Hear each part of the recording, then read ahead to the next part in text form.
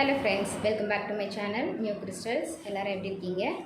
இன்றைக்கி நம்ம சேனலில் என்ன விலாகுன்னு பார்க்கறதுக்கு முன்னாடி இது வரைக்கும் நியூ கிறிஸ்டல் சேனலை சப்ஸ்கிரைப் பண்ணலைன்னா மறக்காமல் சப்ஸ்கிரைப் பண்ணி எனக்கு சப்போர்ட் பண்ணுங்கள். அண்ட் வீடியோ பிடிச்சிருந்தா உங்கள் ஃப்ரெண்ட்ஸுக்கும் ஷேர் பண்ணுங்கள், லைக் பண்ணுங்கள். வாங்க இப்போ வீடியோ பார்க்கலாம்.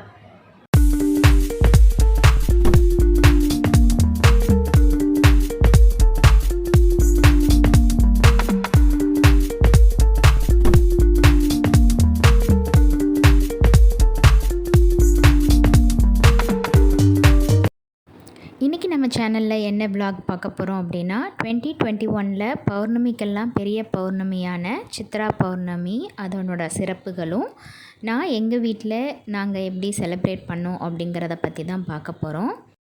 திருமணமான பெண்கள் ஒவ்வொரு பௌர்ணமிக்கும் விரதம் இருந்து வழிபாடு செய்வாங்க.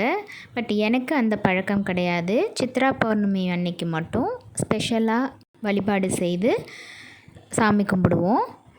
அந்த சித்ரா பௌர்ணமியான இன்றைக்கி எங்கள் வீட்டில் 5 விதமான சாதம் ரெடி பண்ணி சாமிக்கு நெய்வேத்தியம் செஞ்சு வழிபட்டோம்.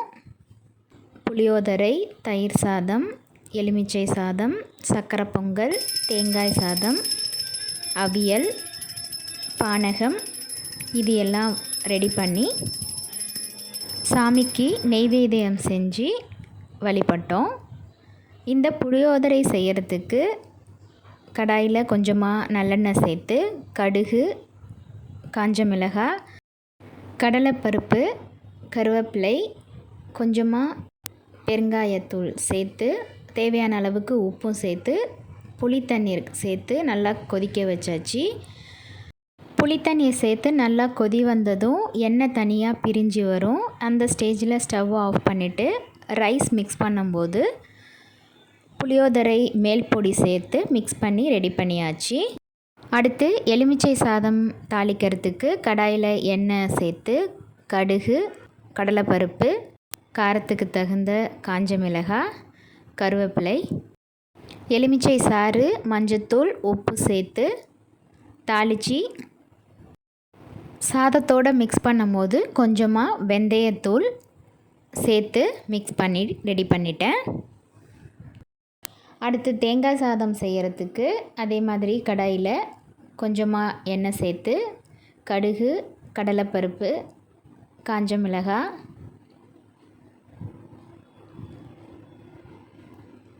கருவேப்பிலை, 1 கப் அளவுக்கு தேங்காய் துருவல், தேவையான அளவுக்கு உப்பு சேர்த்து நல்லா வதக்கி சாதம் சேர்த்து மிக்ஸ் பண்ணியாச்சு. அடுத்த சாதமான தயிர் சாதத்துக்கு கடுகு, பச்சை மிளகாய், கொஞ்சமாக இஞ்சி, கருவேப்பிலை, பெருங்காயத்தூள் சேர்த்து தாளித்து தயிரில் மிக்ஸ் பண்ணி தயிர் சாதமும் ரெடி பண்ணிட்டேன். நெக்ஸ்ட்டு சக்கரை பொங்கலுக்கு கொஞ்சமாக பாத்திரத்தில் தண்ணி கொதிக்க வச்சு பச்சரிசியை நல்லா வாஷ் பண்ணிவிட்டு அதோடு சேர்த்து ஸ்டவ்வை லோ ஃப்ளேமில் வச்சு குழைய வேக விடணும்.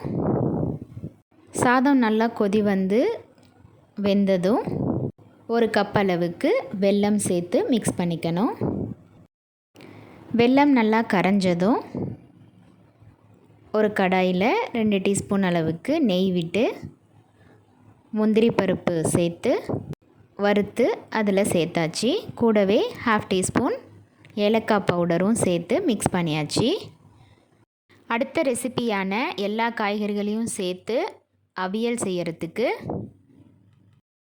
குக்கரில் முருங்கைக்காய், உருளைக்கிழங்கு, கேரட், பீன்ஸ், கொத்தவரங்காய், வெங்காயம், தக்காளி, எல்லா காய்கறிகளையும் சேர்த்து மஞ்சத்தூள், தேவையான அளவுக்கு உப்பு, காய் வேகிறதுக்கு கொஞ்சமாக தண்ணி சேர்த்து குக்கர் மூடி 2 விசில் வச்சிடலாம்.